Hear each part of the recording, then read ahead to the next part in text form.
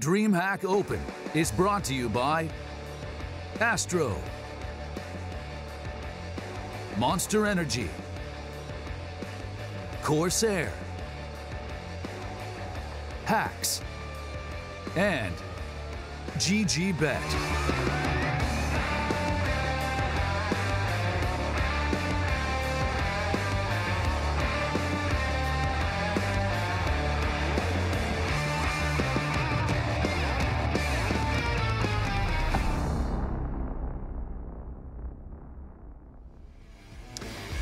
The traditional story is that Putin originated in the 1950s in Warwick, Quebec, at a restaurant called Le Lutin. Upon being asked that cheese curse to a customer's fries, the owner, Ferdinand, said that he's going to make a dreadful mess. And Lord, did he know that he was making one of the greatest creations that has ever surfaced out of Canada. And one of my personal favorites, alongside of the DreamHack Open here in Montreal 2018. My name is Trace Durantis. I'm your desk host. And of course, none of this would be possible without support from our sponsors, and Astro, Corsair, Monster Energy, and Hacks GG. Now, I couldn't even do this on my desk without these ladies and gentlemen to my left. So perhaps we'll just go ahead and introduce you guys. Not many ladies over here, but I guess you guys will do. Yeah, I was going to ask about that one. we'll let it slide. It's still early in the morning. Yeah, it's rather early, and for all intents and purposes, we got a day full of Counter-Strike, best of threes to be exact. And of course, if you are just tuning in, this is Lurpus and Dust Moret, who will be analyzing the gameplay. Guys, how was your evening? It was good. Got another steak in me last night. You know, getting settled in. Not any of the extracurricular activities you talked about yesterday, though. Yeah, Dust, what do you got? You know, just planned my attire to match, you know, because we're a team now on the desk, so, you know, we got to dress like a team, you know? So that's what I was doing. Yeah, different coordinating. Shades. Yeah. Different shades. I'm the El Capitan, right? So well, you are running the desk. I'm going to run this desk right into our next little piece. We got a recap of all the action yesterday where we encompassed 6 best of ones and did net some teams a berth into the semifinals. Let's go ahead and take a look at yesterday's action.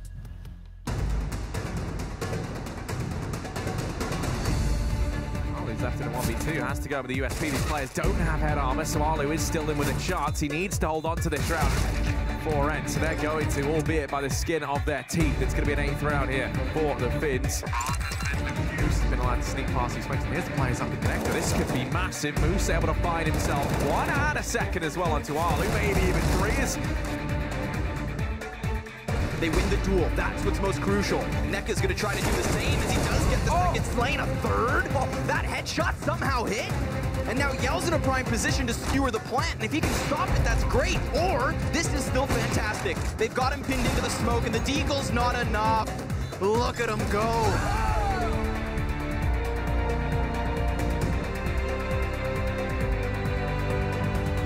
Misses his spray and leaves it all on Sparrow, who does get this down into even keel, but 15 health the difference, and Sparrow gets them both. And Mertz in a clutch, gets the first one, anticipates this kill, and he nails him through the wall. And he's going to try to just play the plan. He's got it. Now he's just going to be fighting for his life. A caged beast with a missed no-scope. A second one lands, and Mertz, oh no, no way! Got it!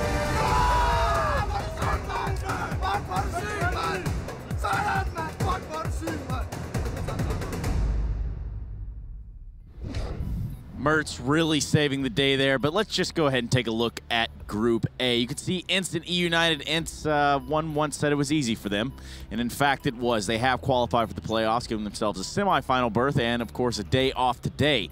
A very rewarding concept, if you ask me. Now, you can take a look here at the very bottom of the screen, the lower bracket. eUnited Kinguin will be our first matchup, and it is an elimination match at that. That will be either the first win or the second loss for these teams going ahead of today. An interesting thing to just put yourself against the wall right in the beginning. That's bound to happen to some people, Trace. We're in the business of knocking people out. 7 out of 8 teams gonna have to be losers here. That's how it works. Most people will have to go home disappointed. Somebody does have to lose. I think you are exactly right. Dust, what do you got for us? Yeah, I mean, I think that this is a matchup that obviously both teams want to win. There's no doubt about that. But oh, okay. Well, apparently we're doing this. That got me. Hey, well, it's brought to you by Hacks GG. Okay.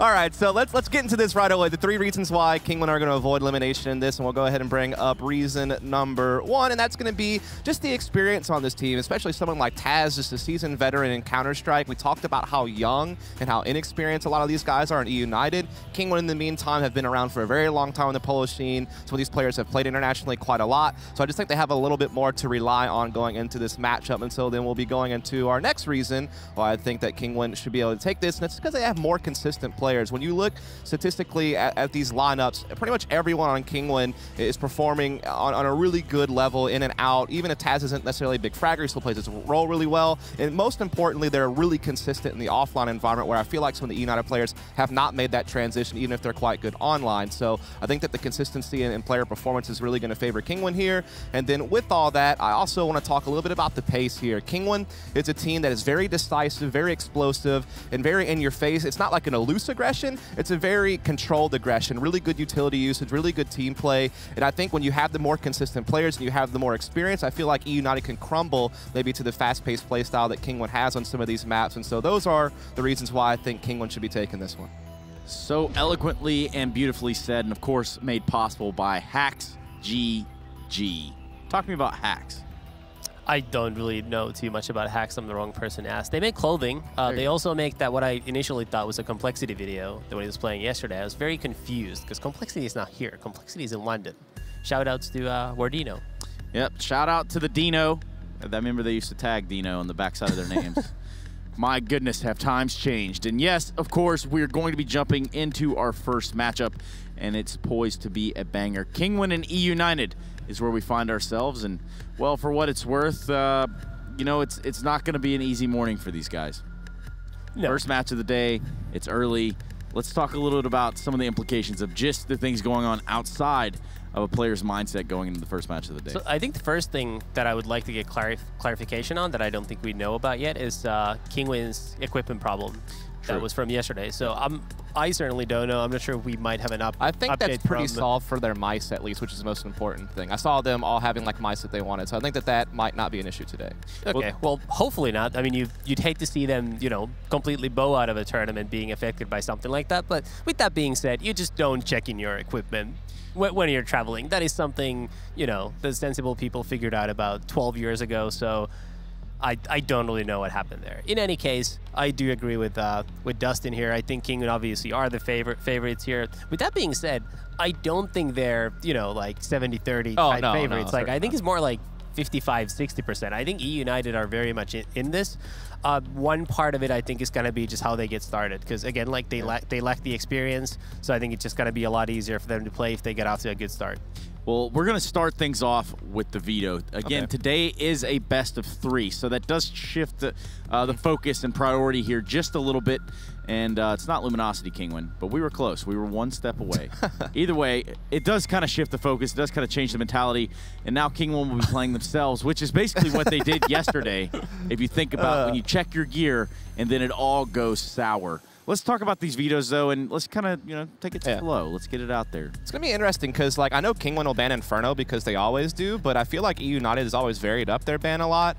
And I think that no matter what they decide to ban, I think they leave a weakness on the table, whether it's Dust 2 or Nuke, at least in the offline environment. They've been really good online on Nuke, but offline it hasn't been there for them. So I would expect Kinguin to ban Inferno. I think eUnited will ban either Dust 2 or Nuke. I think Kinguin could jump on the opportunity to take whichever one they leave on the table between Nuke and Dust 2. But also Kinguin's really been favoring picking Mirage a lot lately, so they might decide to go with personal comfort instead of attacking the weakness of eUnited. And then for eUnited, I don't know, their map pool is really open. Like, that's what's weird about these two teams. Almost every other team you can think of have like a permaban and like a map you know that's like their comfort pick. Whereas I feel like eUnited doesn't really have a comfort pick. Like, they vary it up a lot based on their opponent. So it should be like an interesting pick ban when it does pop up. Well, yesterday we saw eUnited take on Ints in their opening match. It was on Mirage. That went in the way of 16-9, but then we can look at the opening match for Kinguin, where in which we did say, okay, these guys are coming in here, they're playing with gear they're not used to, this, that, etc., and the other. End up going 16-14 with Red Reserve. So it was a close affair on Train. nonetheless. But yes, here come the vetoes. Yeah, so the bans came out about where I expected. So again, I think Kinguin could either go for Nuke or a comfort pick in Mirage. And then if you're eUnited, they've been liking to play Overpass a lot, so I could see that going. And so there you have it. The Nuke pick does come out, attacking a weakness of eUnited, and eUnited goes with a comfort in Overpass.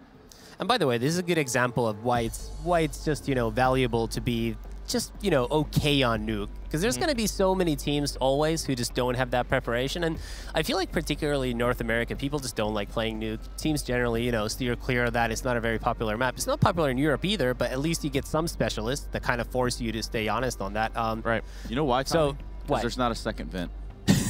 It's not Nuke without a second vent. Get me out of here. I'm done. I'm kidding. I'm actually on board with that. I think there should be a second vent. But I also think you should have to crouch in the vents. Yes. I think that would make the map better. So No comment. So train taken out. That's the map Kinguin lost yesterday.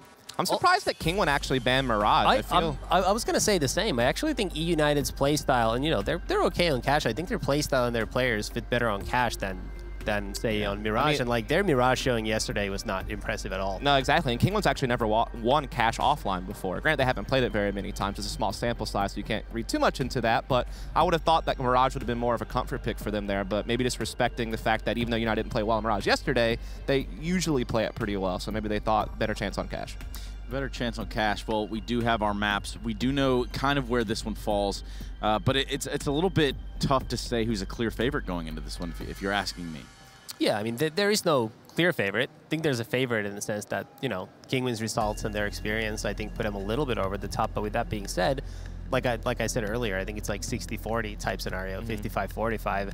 Best of 3 obviously makes it a little easier for the polls. I think that, you know, shifts it a little bit more in their favor. But, you know, we've seen crazier upsets, certainly. And, you know, the peripherals thing, I think, still is not fully solved. So hopefully you get an update on that during the series. I just think, to me, it just depends on what version of United shows up to this, you know, game. Because earlier this year, they were like working their way up in the North American region. They were able to qualify into EPL. They'll be there next season. They did pretty well in ECS. Remember, we were at DreamHack Austin. We saw them look pretty impressive. Even though they had a group stage exit, they had showed us a good game of Counter-Strike. And you're like, okay, this is great. But then they get knocked out by Bravado in the New York qualifiers. You're like, okay, what's going on here? And they looked really poor in that Zotac Americas qualifier that we were also at together.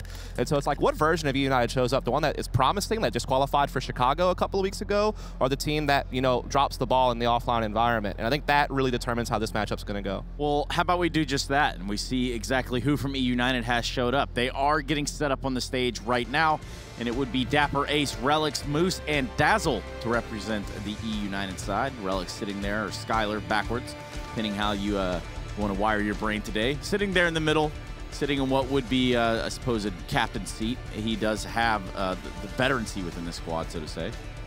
Not much in comparison to Kinguin, where Taz has been, you know, winning world championships for the last like 18 years now. So, you know, being the veteran is relative. It's relative to who's sitting around you. But certainly, you know, some promising players there. I think Moose was the best player out of eUnited in Austin. He impressed me there, actually. As usual. He played really well, so he's someone that I'm looking forward to doing well here. I need to see Dapper and Dazzle step up, especially the opening map on Overpass. Those two guys are really involved on trying to open up like short B and stuff on the T side. Dapper has usually been the most consistent player outside of Moose on this team, and he's one of the guys that they rely on a lot to be a little bit more aggressive on the perimeter of the map and even use him as an entry sometimes. He's also really young. I think he's only 19 years old, so he's kind of like of that new class of North American player. And his first couple of teams he played on, he didn't really like strike your fancy, I guess you could say, but I feel like on this team he's actually been pretty impressive. So that's the guy I really want to see step up. And then you have Ace the Opper there. Obviously, this is a map where on the CT side, having a really good Opper can mean so much. I feel like he's been good a few times offline, but again, like the story is for many players on this team, that consistency does not been there. Even if they show you a cool ceiling, they don't reach it very often. Well, we saw his ceiling at the end of the Cloud9 match for the Chicago Cloud. Yeah, I think it's one of the last rounds of the game. The train highlight, he ran through the molly on top ramp of train. That was all over the internet for a couple days. But again, you know, still waiting to see that come out a little bit more often, particularly, you know, in the offline environment. Particularly where it really, really, really matters. Yes, that's what you do like to see. Yes. And, well, I guess we could talk a little bit about their showing yesterday. They really had a strong, or a hard time, I should say, and getting any sort of foothold started in their matchup against Ents. And in fact, they did start on the T side, only netting about 4 rounds total. Had a good start. I mean, it was 2-3. It looked like they were getting Looked like they had some control. something. It was something there, but then from that point on, they were just basically shut out. And, frankly, Ents have been looking pretty good in the last couple of months, so I think that is to be expected to some extent. Appropriate, one might say. Well, we do have Kinguin now on the stage. Rollin, Reitz, Taz, Manized, and Mowls. Guys, what do we know about this lineup around Taz? Yeah, I mean, this line's actually been picking up steam a little bit lately. They looked really good in the Zotac EU event. They qualified from the Masters event in Hong Kong. They made it all the way to the finals there. Wound up losing to your team, made in Brazil in the finals, but had a pretty good showing up until that point. Were able to make it to the EU minor, but kind of bombed out early, so that was a little bit of a dark mark. But otherwise, it seems like they're a team that's been kind of on the rise. They've been unfazed by some of the other roster changes in the Polish scene. They've been able to kind of keep this team together for a good bit of time. And Taz has brought a wealth of experience and leadership to this team. They look really well poised on their T sides. They kind of play that similar controlled aggression style from the old Virtus Plow days. Like, I think Taz has kind of brought that over to this team. And they have a lot of consistent performers. So I think that's one of the things they can leverage against eUnited is that their guys do show up to play pretty much game in, game out. Now, one thing that's just a little bit away from the topic at hand would be, what happens to the Polish scene now in the post-VP major era? I don't know. It's tough because I heard that Ferlin and Grubby got offers from VP and turned them down. It wasn't an interview recently. Now, I don't know if that changes, after the major or what have you, but that makes things really difficult to figure out if that's the case. I mean, that's certainly surprising to me. One thing might be that, maybe how to put this delicately, maybe the money differential isn't as great in the upcoming Virtus Pro lineup as it has been historically between them and the other Polish teams. Because I think if the reported numbers for what the top dogs get paid are true, and you can estimate what, the teams like Kinguin most likely are getting paid, I feel like you almost have to go regardless of potential just for, it is starting getting close to, like the life-changing amounts of money. And also, it does get you far more opportunities for tournaments and exposure. So the only thing could be that they actually strongly feel like maybe Virtus Pro cannot attract the talent going forward, and maybe there's going to be a change of guard in the Polish scene, which we haven't seen in a while. And perhaps there's some sort of a tainted aspect now if you think about the VP of old versus the time that it has expired between, or transpired, I should say. I mean, here's the thing. One thing's for sure. Bialy's going to probably either AGO or Kinguin, and he's going to increase their value. So that will certainly happen at least. And by the way, I do think there could be... actually, I'll let Trace take this, and I'll go to my point after. Thank you very much. You do love Use this part. exclamation point Poland to rally up the Polish scene back to the glory that it once had, or you could just play along in our little chat here. Exclamation point EU or exclamation point King. Type it in now for who you think is going to be walking away with the big W here on the stage on Elimination Day. And back to you in the studio, Lurpin. Well, while we wait for the votes to come in, the point that I was going to make is that, there's also a possibility that now that Virtus Pro finally made a change years after, and, Snacks is also outside of the team, all of a sudden you get two people who are probably talking to their friends within the Polish scene and actually, pulling back the curtains a little bit and saying what's been going on in the team. And, I'm just going to go ahead and guess that the two people who had been there for years and years and years, particularly in Taz's case for more than a decade, there's going to be some bad things coming out as well as the good things. And, if previously they were held to like this standard of being, the gold standard of Polish Counter-Strike, some of the best teams of all time, then, maybe that's sort of starting to cripple as well. Yeah, it's weird when you have the fallout of teams and what happens and transpires and comes out afterwards. It's a dicey game, kind of like our next game, called the prediction game. Dust Moret, we're going to be starting with you. Where do you see this best of 3 landing? I think I have to, again, go with those 3 reasons I gave earlier. I don't need to be redundant on those and just go ahead and pick Kinguin to take the W. Thank you very much. Next victim. I'm going to roll with my boy Taz. Okay. Nice, guys. I'm also going to go with Kinguin because I have not quite had my coffee yet and can't see the light, which is eUnited, and any hope that they might be having over there towards their lighthouse. So you're saying coffee might have swung your vote? I don't think it would have changed anything. just double checking. Just double checking here. Just for all things encompassed. Kind of like this Twitch vote. And exactly what the results do reveal from you, the viewer at home. All the podcasts you can spam. And they also agree with us, guys. Great. So. Though yesterday, I think... It's really reassuring when you see that. Like, yes, Twitch Hack's always right. So. I got to say, yesterday, the win rate for Twitch chat I don't think was too great. So we might want to go back and double check. Like that might actually be a bad sign for us. It's kind of foretelling of what's to come. Kind of like the guys who will be telling us the story. Our commentators who are sitting by, waiting to get in here, just ready to get into the action. Look at Harry this morning. My goodness, you look... Harry is so motivated now after a little pep talk we had. Niels tried to ruin it, of course, in what is his style, but Harry is inspired. I actually am. You know, Tommy's a very inspiring guy.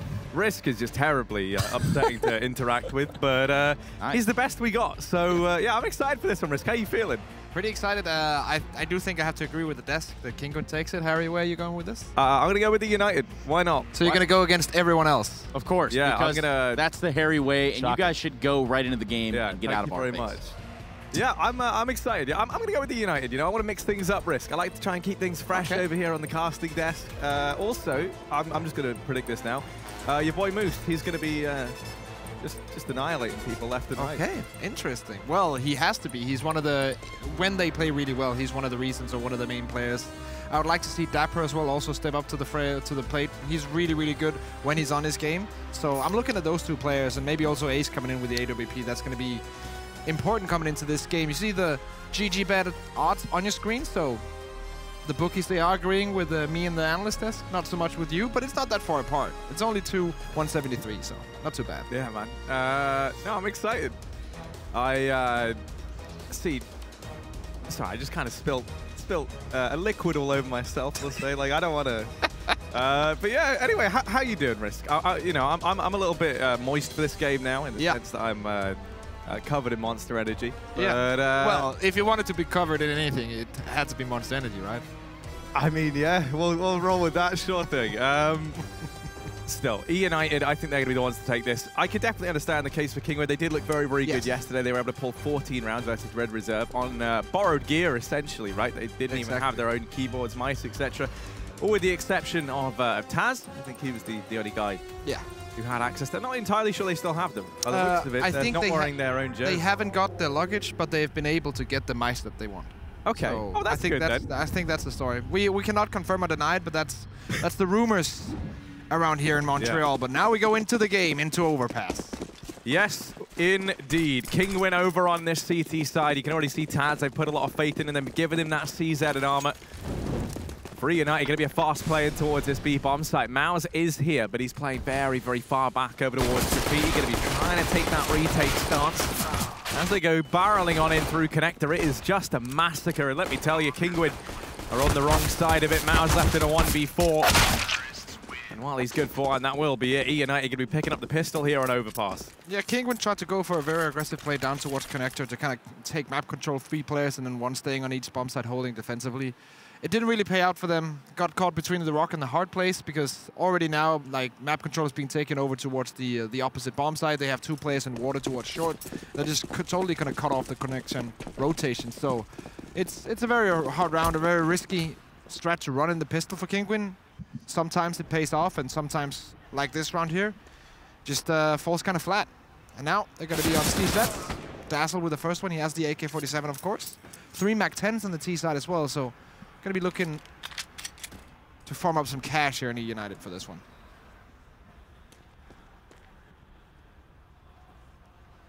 Yeah, most definitely.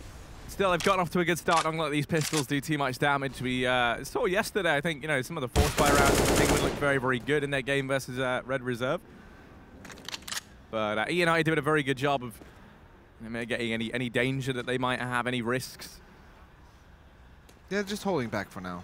Moose is just holding these 2 angles. The rest of the team rotating in after slowly peeking into the opposite bomb side at the start of things. Moose is just getting frags on this bomb side too. For him, MAC-10 comes in, but the T-75 is a bit too strong. Now Moose, this 3rd of the round, and Relic's taking so much control. Taz has no chance.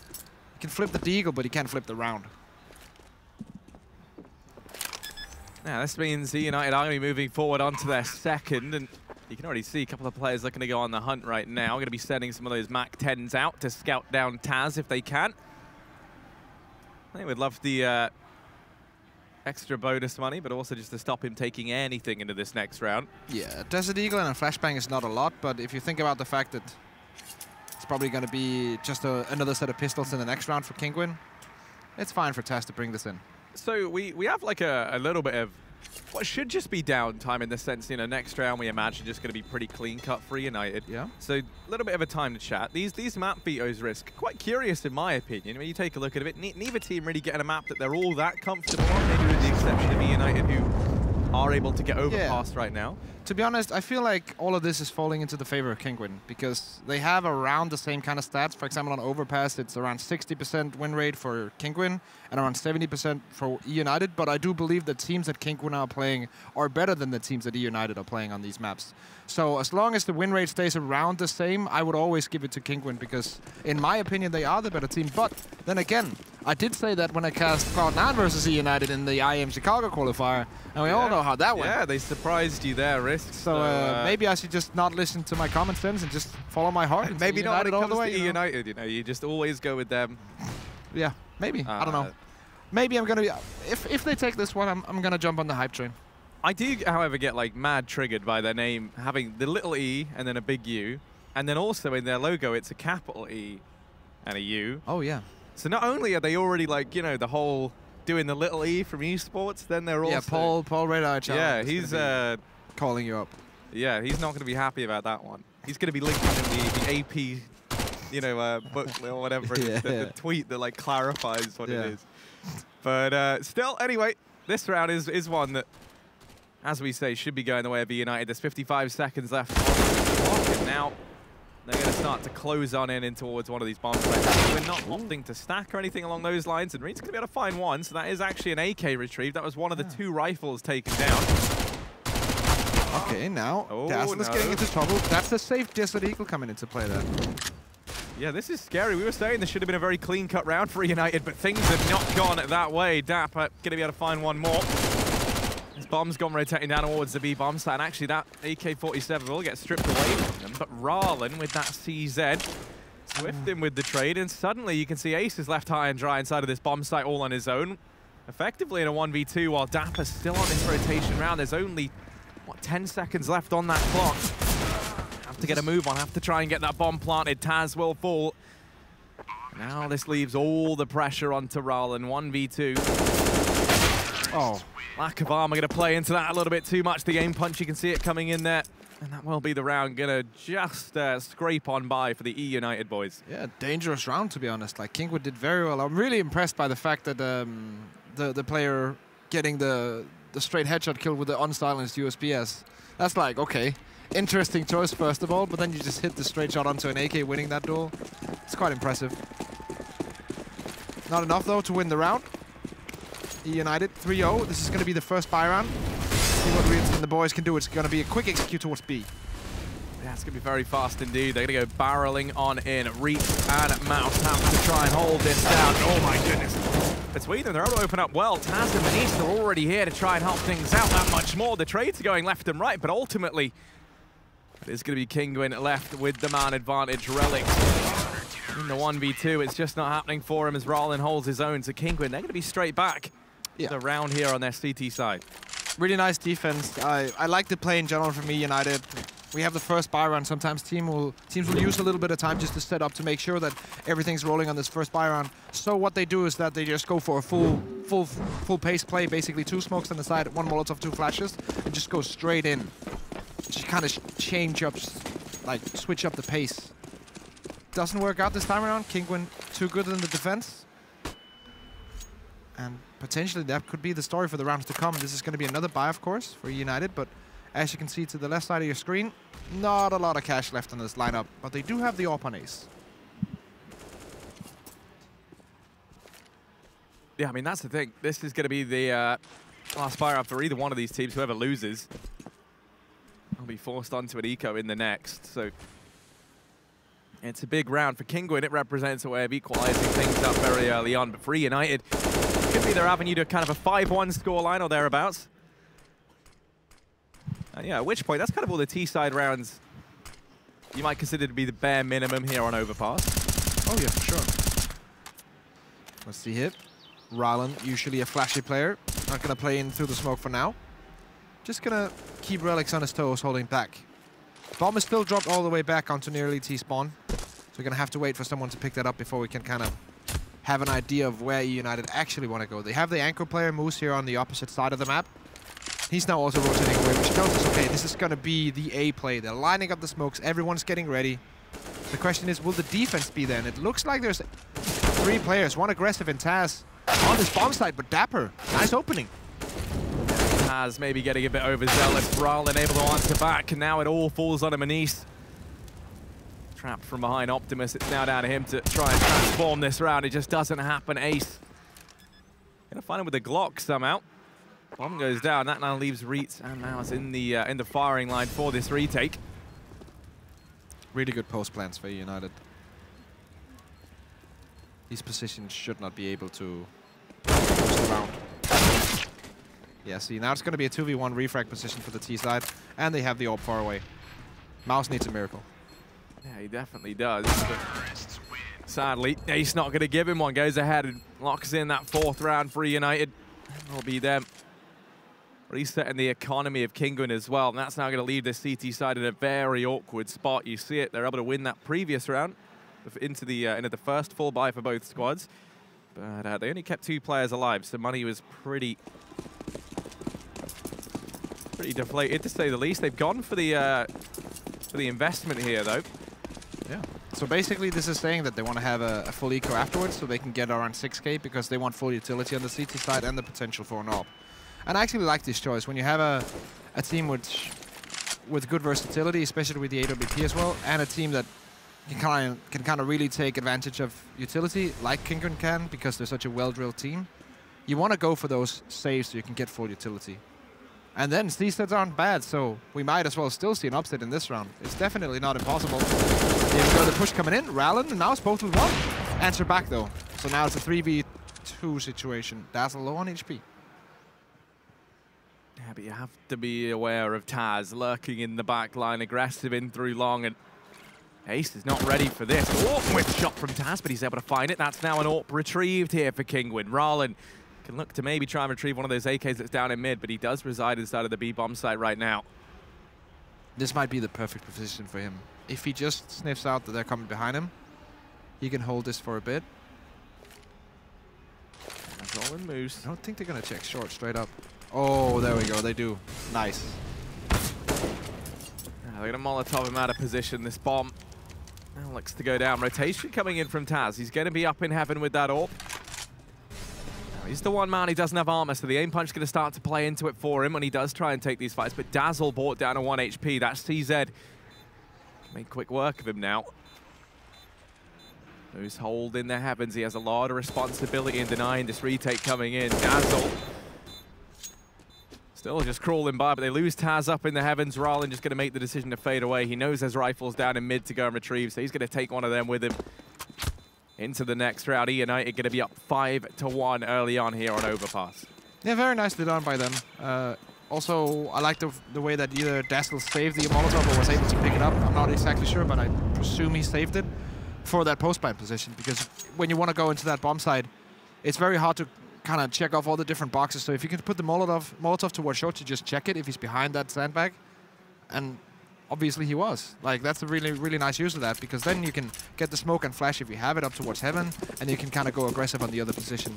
Just keeping that utility until the later stages of the round is so important, and a lot of new teams will spend all of that utility in the first 45 seconds of a round. And this is another example of why Molotovs especially can be the weight worth in gold in the last 10 seconds or in the post plan. Boost here from Rallen. Smoke will allow Manise to get into a very nice position, so a lot of map control here for the CTs. They don't have connector though. That's the one thing, the one area that they want to get next. Rietz here with the P250. Is he going to get the kill for free? Yes, he will. Nice start to the round, which is a very low investment for the Pole. Yeah, eUnited a response to this, so they know that there's a few players down towards that B-bomb site now. They're going to try and secure A. They do manage to spot out Mouse, toying with them for the time being, trying to buy time for Kinguin to rotate up. Now boosting up Rallen, who's the man with this AK, brought forward from the previous round. So close to Relics, but neither player aware of it. Rallen yet to spot anything. That bomb does start to go down.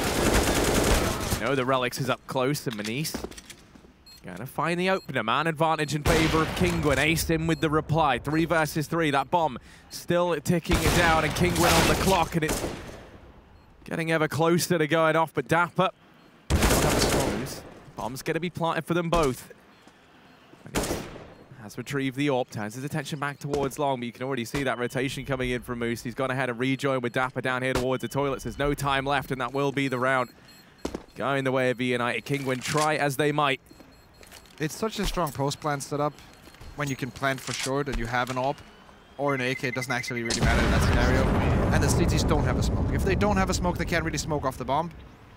And the AK will always win that duel. So it's just about putting yourself in positions where you're more likely to succeed than others. And that's exactly what eUnited are doing, and that's why they're winning most of these rounds right now.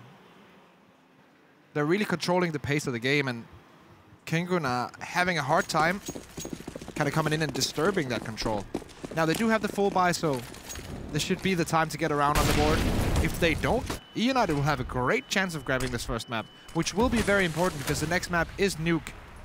A map that eUnited are not very good on, to say the least. 34% win rate. And Kinguin are on the complete other side with a 61.9. This would be a huge chance for eUnited. They can keep on going here on Overpass. Well, all 4 players blitzing their way in towards the A bomb site. They are able to find Manish, but are they ready for Rallen? Because using their own smoke against them right now. Tucked away inside of toilet. No one seems aware right now from eUnited. It's all going to come down to the timing of it. Rallen seems to have luck on his side right now, and he's going to find himself a second. Now Moose is able to trade, but Reitz is there straight away with the reply. 1v2. Down, and Reitz has managed himself one more. Moose. And he has a smoke now. That's the difference from last round. He goes and throws it in, but it's not meant to be. Moose has that lined up nicely. eUnited going to find themselves a 7th round. So the reason why I'm mentioning that smoke is because you can basically do 2 plays with it. You can either go for the direct diffuse, or you can kind of fake the direct diffuse and then go for the peek. Because you know the AK has to like bang through the smoke and get that kill. So you can either wait if you have a lot of time and then peek him, left or right if you will, or you can just go straight for the diffuse and hope that he kind of thinks you're double faking. But the smoke just gives you so many more opportunities instead of just taking the angle dry. That's why I think it's such an important thing to keep it for that post-plant scenario for both sides actually. Rallen's so close with the AWP though. Yeah, they put a lot of trust in Rallen in this round. Throwing the AWP over, and he was not able to find anything with it. Now on the back of that, that opens up a new can of worms that will be a little bit of problem when it comes to buying in the next round, potentially. Might have to take a hit in terms of firepower or utility as a result of that investment here. Scary thing is right now, eUnited fielding an early man advantage versus these players, looking like they could move swiftly onto an 8th round. Yeah. Be an 8-1 up on here on Overpass. That feels like, you know, for Kinguin, damage is already kind of done. Already now it's been a great start for eUnited, you have to say that. But then again, we have to focus on the fact that this is not a best-of-1 matchup. This is the best-of-3, and we have Nuke coming out. So yes, they're doing well now. We would probably expect them to do okay on this map. They've been doing slightly better. But it's still a long game.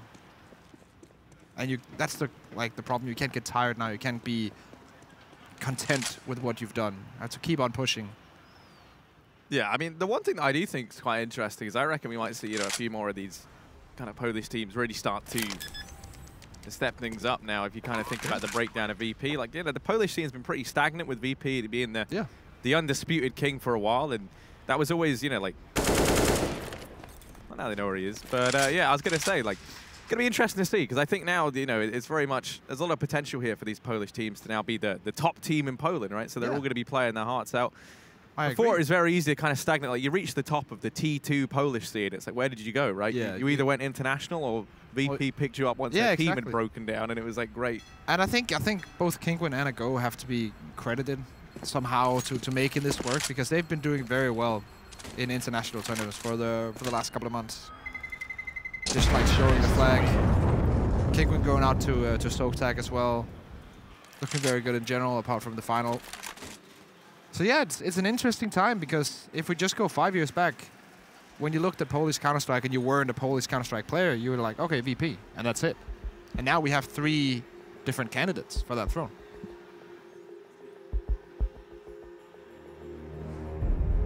Yes, we do. Tactical pause anyway called on in from Kinguin. I think justifiably so. They're going to be down at a very big deficit right now.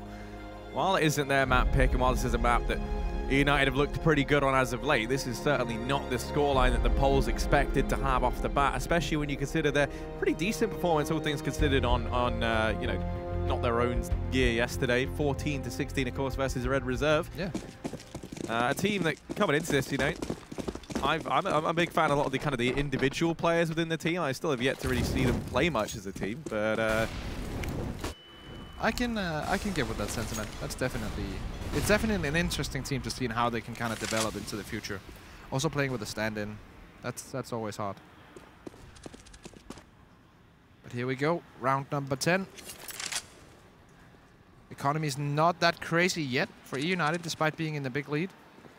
So still a chance for Kinguin if they get this round now, reset the next one, roll it all up. They can still get on 7. It's definitely not impossible, but eUnited, they have been playing very nice so far. Minis has to hit this opening shot, and he will. But he's got his work cut out for him. He's already delivered one. He has to go to deliver that much more. Manise, pressure's on now as the push is coming in from eUnited. Still have yet to really see that man stepping up for Kinguin, and he looks to deliver. That's going to be the 2nd kill now. Oh, the man in question. He's going to get dropped by Dazzle down in mid. Still, he's done all they needed of him and more. More players come rotating in for Kinguin. There's going to be all 4 of them actually inside of this A bomb site. Taz finds a quick double, make that 3 at the very end. The hat trick for him. Kinguin on the back of that tactical pause, they're able to go and find themselves their 2nd round. It's Taz and Manise stepping up. Very nicely done by Taz. One of the only players who are still using the silenced version of the M4.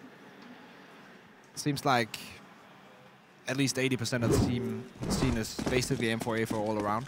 But Taz, and Mouse for that matter, actually, yeah, in general, now that I think about it, a lot of Polish players actually prefer the silenced version, which is kind of interesting. In Denmark, like, literally no one plays with the silenced version. Yeah, I think that's just as well because you got, you know, Danes are very calculating, you know, like everything's very cold. You know, there's a lot of emotional attachment for these Poles to the history of that silenced M4. But you guys just like 10 more bullets, that's 10 more kills, you know, count me in. But here is Relics and Moose left. I was going to say 2v5, not happening for them. It's all eyes on Moose. And this is what I was talking about the last round. Like Moose, yes, he's still alive, but he's probably not going to be able to get more than 1 kill. This is the reset round. They have no loss bonus anymore, eUnited. They just lost 2 in a row. Well, they do have a loss bonus then, but... Let me tell you, right? You can't... There's no way, Harry. There's no way. Don't get your hopes up. I really believed, you know, he's playing... He has that home crowd advantage. He's one of the hometown heroes, right, is Moose. But yeah, like, now they're going to be on a situation where they're going to have to full eco. And this is the chance, as I said before, of, like, Kinguin can get 7-8 scoreline. This is going to be number 4, surely. And then it's up to now. I feel like before this next buy round, eUnited should take a pause just to be exactly sure what they want to do in this next buy coming up. If they can get 9-10 rounds on their T side, I feel like it's not won yet, but it's getting very close to that point. Yeah, although the thing that's going to get scary for United is Manise starting to hit these shots. You know, I mean, these might just be anti-eco frags, but he's been given a chance to start to warm up a bit, start to build some of that confidence. Admittedly, he goes down, but another man who's building up ample amounts of confidence right now is Taz. And I think if there was one player inside of this team I wouldn't want feeling like he could do anything, is going to be that man. You know, he can be the one kind of rallying the team. He can be the one psyching them up. Essentially, you kind of double down on the coaches in that sense, right? Because Taz is almost like that kind of commanding fatherly voice within this team. Yeah. So a lot of teams have these older players. For example, for NIP, it's Forrest. Like, you don't want to get him started up. If Forrest starts up, and you have Rez and all those guys who can play really well, their opponents are screwed. And this is the same thing with Kinguin. If you get Taz started up, if you get Manise, doesn't have the same ring to it, but if you get Taz started up, He's just going to be one of those old guys who could just come in and wreck everything. Kind of like looking at an old Western and like the old hero come down from the mountains with his lone gun and he's just killing everyone, doesn't care. I don't think that's the plot of a film. It sounds like it up until you can't. It kind of goes off at the end and doesn't sound like it's like every single one of my ideas. It sounds pretty good to begin with, and then I somehow screw it up. Just immediately drops off. Yeah. That's my life, Harry. I learned that you just completely bypass that by just never saying anything. Yeah, that's the key. But well, Harry, if you never play, you can't win. That's true. But if you never play, you can't lose either. So here we go. Anyway, Kinguin, they're going to have a couple of players stacked up inside of this B bomb site. That flash is perfect. That's going to allow Ace to double down. Now the bomb looks to get planted. Rallen, Manise, and Taz on for the retake. This is no easy feat. That bomb's going to go down. Manise. Peeking on over. Taz going to manage Dapper all the way over in the back. That's tempted them to go for this now. And you don't want to risk tempting Kinguin Relics. And Dazzle left to try and keep them at bay. Doesn't get the kill. I mean, he's still alive. Now he will go down. Taz has to come in with a miracle. Finds the first one, but the time is ticking low. Yeah, just Taz 1v1. Time is already far too far gone, and Relics able to hold his own at the very end. eUnited going to move on forward to a 9th round. 9-4 is the scoreline right now. It's looking very good. Very good for the home team here. We're 1 round away potentially for Kinguin from going full Dolly Parton and having 9-5, but that's not going to be the case. Not just yet. Reference game. You know, Risky, a big Dolly Parton fan. You seem like you would be. I actually am not. Oh. That's why I was so impressed. I have no idea what you said was like actually true, but it just you sound so confident when you say it. So I'm like, oh, that is a reference I didn't even understand. That must be sick. Okay, you're not into country music then? Not really. We don't really have that in Denmark. Yeah, that's true. I could see that. Anyway, here's Moose opening things up inside of B. And, this feels like it could be a disaster waiting to happen. Everyone from B goes barreling in through Monster, and now that short position's become a major vulnerability for them. You can see the pressure's on for Reitz as he desperately tries to fall back inside of this bomb site.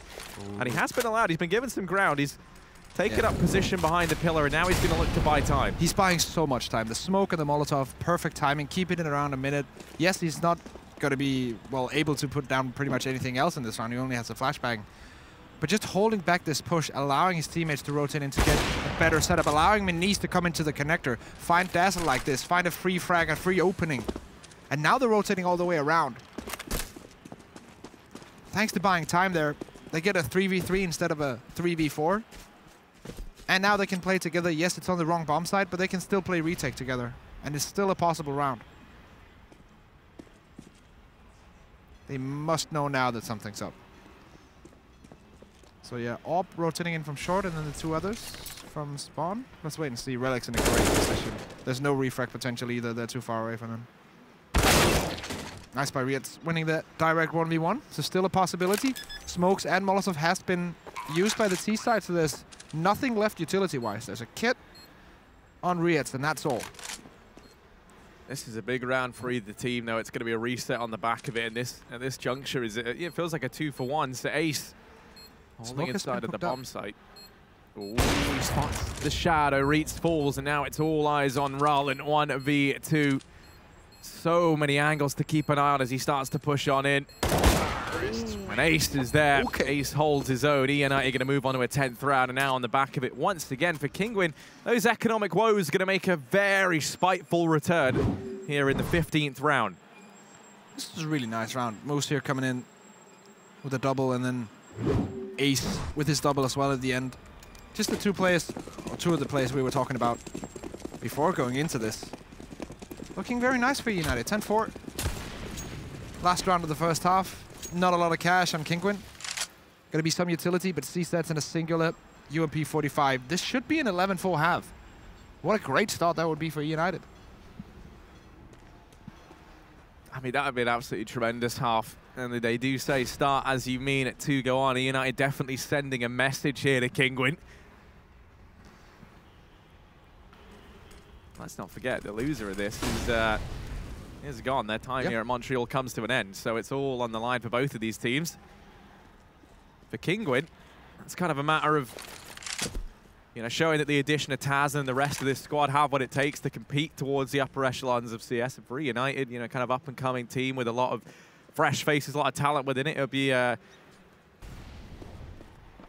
tremendous feat to add to their name if they progress much further. Relics and Dazzle going to get rid of Taz and Rallen. This doesn't last much longer either, so this B bomb site is now been cracked wide open.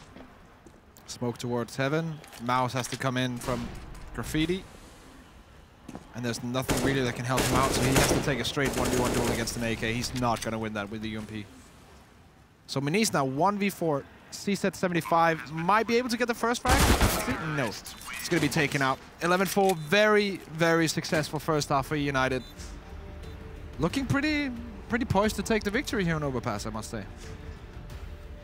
Yeah, it's been a very convincing performance thus far from eUnited, to say the very least. Kinguin, they've still got a little while to go before they fully get into this. We saw some signs of life from Taz and Manish there towards the end. If they can maybe pick that up now heading into the T side, use those guys to get into the sites a bit more, perhaps we could still see this turn around. Let's not forget, it's a best-of-3 series. This is just map number 1. There's still potentially so much more left ahead for these two teams. But right now, there's no denying it. eUnited look good. Kinguin, it does feel like if we haven't had Taz or Manish kind of, you know, have like a sick round, it has fallen a little bit flat for And that's the problem, right? Because when you have players like Taz, like Manish on fire, like Rallen, you will have some individual star rounds where they'll just step up to the plate, get 3, get 4 frags, and then win the round off of that. The problem is you can't really count on that as your consistent factor of getting rounds. You have to count on the team to be able to get rounds, so everyone to kind of be a part of it. And we haven't really seen that yet for Kinguin. So I'm still waiting to see how the T-side looks here on Overpass. Even if they lose on this map, I still want to just get a taste of Nuke before I'm going to call anything too specific. Let's wait and see. Dazzle, a lot of confidence here, going straight up to Fountain. Well, now he's in a bit of a tricky spot. So many players coming his way. You do not fancy Dazzle's chances there. Second, he misses that first shot onto Rallen down towards ramp. He's pretty much as good as dead. Best he really could have hoped for there would have been a one-on-one. Sorry, like a one-for-one trade. Yeah. So now the fake smoke and flash gangs are being thrown out towards the A-bomb side in a pistol round, usually when no one doesn't really invest that much into utility. A lot of teams will kind of latch on to the fact that utility is being thrown. So the second you hear a smoke, you expect, okay, that's going to be where they're going. But they bought 2 sets, so Taz still has this smoke and the Molotov as well for this B execute. And it has worked. There's only one player on B right now, and it's going to be Dapper. He's going to be in the aggressive position. They can just push him now. There's no one on short, though. The rotation is a bit short or a bit slow from the connector, so Dapper will find one. Ace rotated in. Yeah, it's mental that Dapper's been allowed to take this position. This has given him a really good spot to keep an eye on this bomb site from, and he's eliminated all the players that could have dealt with him. Now he's wrapped around from behind, but actually Taz able to connect that shot now leaves all the pressure onto Moose. And it's just not going to happen. Are you a Mouse or are you a Moose? The answer right now is, well, Mouse, he's able to win that out at the end. Kinguin finding the pistol here in the second half. I really like the strat there, just in general. Just nice taking map control, going up as a unit. Are they going to play aggressive? We're going to punish that. And then throw out a quick fake with utility due to the fact that I mentioned before about utility and pistol rounds. And then just a quick push onto the side. The timing onto the B push could have been a bit better. The guy coming from connector should have probably come in 2 seconds before. But otherwise, it looked pretty good. Very solid pistol round to start with. The question is, can they keep going now? Can you keep adding rounds onto this? There was a time we would have seen Taz manning a plow, that is for sure. But yeah, they need to go in and do that once again. For Mouse and Rallen, that certainly does not seem to be an issue. Dazzle going to try and do what he can from short, but ultimately not going to be anything. This bomb does go down. Kinguin pick up their 6th round. So they are able to convert this first anti-eco. I imagine the scoreline's going to read 7-11 before eUnited get that first buy on the cards. Yeah, and that's how big of an importance pistol rounds do really have in CSGO. So even though you lose the first half 4-11, get the pistol, get the first round by win, and you're pretty close to a tight game. on the back of just 2 essential rounds. eUnited now communicating. Getting ready to go again. Round number 18 on the board and almost nothing invested. 1 Desert Eagle is the best piece of equipment, and then 1 flashbang from Relics. If they want to go for the push towards Fountain, that could come in, but the T side on the complete opposite side of the map has only 1 CT player, and he's already taken down to 16 HP. Dazzler is as good as dead, but he still finds one. Somehow, some way takes out Taz. Still alive as he goes down. Yeah, but now this should be the round all said and done. Kinguin gonna go to get this bomb down once again inside of B. And the USP Armada over on the side of eUnited don't really want to get involved in this fight. Not with the MP7 still up on Raleigh. They don't want to risk handing anything over there. Probably gonna wait out these exits, see if they can spot anything. But one by one they fall. Kinguin now 7-11. But Easy Street has officially ended. The buy is going to be coming in for eUnited in this following round. Yeah, and you have 3750 on Ace. That means that he's definitely going to be able to get the AWP with utility behind it. So Kinguin is now up to them. Yeah, I mean, one thing I'm liking as well is the pretty conservative purchases across both of these rounds from the rest of the guys. You look over at Moose and Dapper and Relics right now. They have a little bit extra so they can grab that utility. Dazzle, you know, that's a little bit less than perhaps you would have liked. So we might see him move on to something like a UMP, for example, take some extra utility, or he just play aggressive. You know, plays aggro with an M4. And to be honest, I feel like it's okay if you have 1 AWPer and then 2-3 players with full utility and then 1 player to play aggressive. I feel like that's a fine mix. And we might be seeing just exactly that, as Dazzle looks ready to go. It's going to be Ace peeking up. He's going to get the flashbang from Dazzle.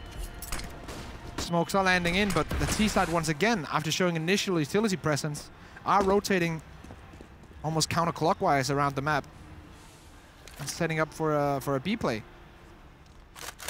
But already now, there's significant presence from the CT side here. 3 players in the vicinity around B. So Rallen's Molotov here might be the start signal. And here we go. 2 of them raining in. Oh, Dapper. Things are heating up for him, Relics. That'll be good for 1. Still 2 players here, though. That's a good position for Moose. Yeah, he's going to manage that first kill before the smoke comes in. They're very wary that someone could still be at this barrel position. And Dapper, 2 seconds too soon, gives up his position. He's tagged down to 4 HP, but Dazzle's going to bail him out, and now it's Manish. And he's going to get beheaded. Dapper able to stay alive in the corner by so much time, just by being there, a nuisance, a thorn in their side, if you will. Very nice read, by the way, as well. Like playing 3 players on that B bomb side when the first buy round comes in. Maybe that's some kind of tendency that the coach has spotted with Kinguin when they go on that buy, or at least when they know that the opposition is in that first buy round. They like to go for a B play, a quick B play, in fact. Yeah, I'm also pretty sure that I think they played B every single round since the pistol as well. So it's probably, I don't know, like, I guess when you look at that, I mean, I wouldn't know, right? But like, you imagine you're kind of thinking, like, surely they're at rush B again, or at least that's what, you know, if you're trying to anti-strat, that's how you're imagining they're thinking, right? Like, they don't expect us to rush B 4 times in a row. Like, let's just keep doing it till it stops working. But no, they made the right call. They had 3 players stacked there instead of the B bomb site. But now a tactical pause called on in. Called by Kinguin. It makes sense. They got definite cracks in the concrete that they need to fix. Now it's a question of, can they do it? Some money left on 2-3 players, but if they go for a buy next round, if they lose, it's definitely going to be a force buy. This is a very important round, key round coming in now. eUnited can bring themselves on 13 with the potential of 14 with either an eco or a force buy afterwards. Kinguin getting closer to tying the game up.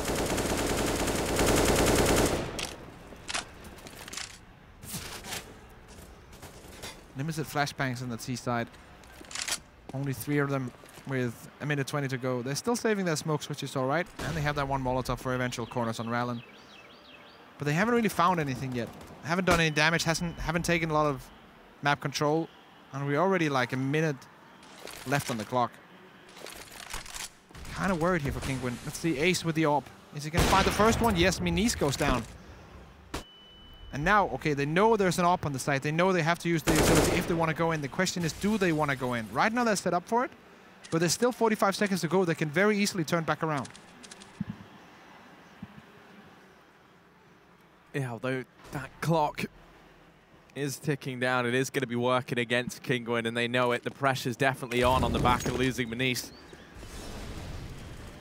Dazzle even going to start to re-aggress over in towards mid, and that's disastrous now for Kinguin. He's going to get all the information that they've cleared out of this position. You can already see the effect that's going to start to have as rotations now move down towards that B bomb site. There is still a man lurking in the wings at long. Relics has spotted everyone down towards B. That's the bomb dropped them with 10 seconds left. This round is already over. This is done. Taz and Rios just have to back away and look to try and save. And for eUnited, they're going to keep 5 players alive, potentially. Just as I say it, they do go ahead and lose Relics, but only Taz survived for Kinguin. 3 still up for eUnited. That's going to, once again, kind of start to apply the pressure here to the Poles. Such a nice peak timing as well from Relics. By winning that basic 1v2 duel here with the flashbang coming in as well, he basically wins the round. When the bomb is dropped this far forward with that little time to go, the round is done. Such a small play making a big difference. And 13-7 now. As I said before, this was going to be either the force buy or the eco, and they're going to go for the almost eco with the hero AK-47 on Taz. This is going to screw up the money for a couple of rounds to come now for Kinguin. So that's a nice opening, predicting where Moose was. Let's see if Taz can be the hero. He needs to get at least 3 frags in this round for them to have a chance. Yeah, Taz able to hunt down Moose like a big game hunter. Is that going to be their big game changer as Taz has opened things up? Going to need to see a little bit more from him, though. Here's that 1 AK still up for Kinguin. I know there's a rifle down over here towards B with Dapper and Relic still here. It's going to come down to how long they take, because if the information comes in from that man pushing down towards long, then you can already see the rotation coming through quickly. This is going to be tricky. They have to move fast. They have to try and barrel into this bomb site. And Relics holds it down. He's going to manage 2 kills. Taz is able to answer back, and now it's Ace and Dazzle. Ace are up in the heavens. And the Molo. This is so nice. Buys so much time for Dazzle, because Dazzle's coming in with a quick, with a big flank. He has the Molotov as well. If they just wait a little time, they can place a Molotov on the bomb, which has still not been picked up. They're going to go for the counter boost towards the op position, but Ace is just waiting for his teammate. He's not taking any chances right now. And that's the perfect way to play this. And Dazzle comes in with a flank from behind. Mouse now caught between a rock and a very hard place. With only 15 seconds to go, a bomb to plant and 2 enemies to find. Yeah, this starts to feel impossible, and Ace doesn't even see him. Rains down the death from the heaven. That will be eUnited. 14-7 now. Coach also random, just giving a few bits and pieces of advice. Remember, this is a DreamHack tournament. That means the coach can talk to the players at all times, so they have that full connection going on. It's such a nice change to the pace of normal like CS:GO tournaments. I love the fact that DreamHack went kind of against the grain and said this is how we're gonna do it. This is definitely how I like for things to be, that the coach can just talk at all times. Then it's like any other sport where you have timeouts where you can break things down, but you can talk to the players at all times. Let's see if his little words of advice have helped out. Dazzle going to go ahead and spread some wisdom down in mid, but he will get dropped. As a result, gets the information that there were players there. The AWP shot from Ace tagging down Rios. Now he spots players over at long. The flash comes through, and Moose has to try and trade. It does come in, but Rios is immediately there. Oh, that's an awkward fight, but finally Dapper is able to win it out. Still possible. Manice reads both alive. Spots one, that's Dapper. He goes for the Molotov push. That's an interesting choice, but it works nonetheless. Reads now 1v2. 1 kill on Relics.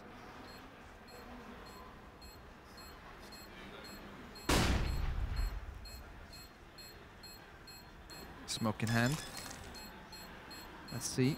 Reach now. Gonna be able to do nothing. The bomb defuse is gonna come in. There's gonna be time. And eUnited, ladies and gentlemen, are gonna be on 15 with just a couple of seconds to go. Gonna pick up the AKs, and the whole content team is ready. And yeah, they're pretty close to getting this one done. looking very solid here on their first map choice. And even though I said to begin with that this was going to swing in Kinguin's favor when they're this close in win percentages, eUnited have definitely, without a doubt, looked like the better team on Overpass. The question is, would they look the same on Nuke? Because what I've seen so far from them on Nuke is not that impressive, but maybe they've been working on something in this last week coming into this tournament. Yeah, they just need one more round. Dazzle opening things up. He's dropped the bomb. Ace.